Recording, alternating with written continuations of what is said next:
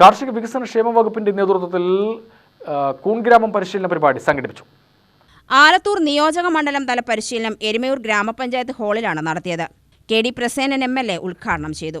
നമ്മുടെ മണ്ഡലത്തിന്റെ ഒരു പ്രത്യേകത നല്ല കാർഷിക കൂട്ടായ്മ നിലനിൽക്കുന്ന ഒരു മണ്ഡലമാണ്.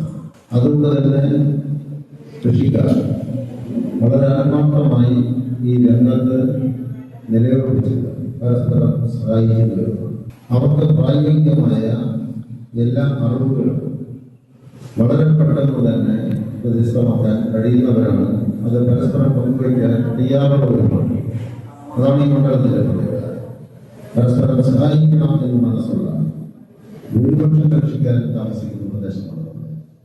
അതുകൊണ്ട് തന്നെ നമ്മൾ നിശ്ചയിച്ച് ഇറങ്ങി പുറപ്പെട്ട ഏത് പദ്ധതിയും നമുക്ക് മികച്ച രൂപത്തിൽ വിളവെടുക്കാൻ.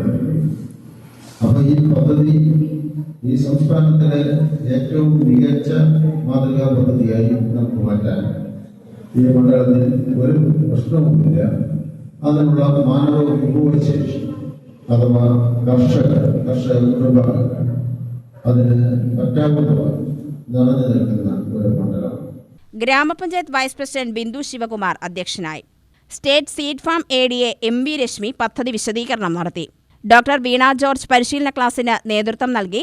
പുതിയ കർഷകക്കൂട്ടം സെക്രട്ടറി KP രാജേഷ് അനുഭവങ്ങൾ പങ്കുവച്ചു. N രാജ്കുമാർ, പ്രദോഷ്, കൃഷി ഓഫീസർമാരായ S കൃഷ്ണ, ശ്രുതി എന്നിവർ പ്രസംഗിച്ചു. UTV news, Palakkad.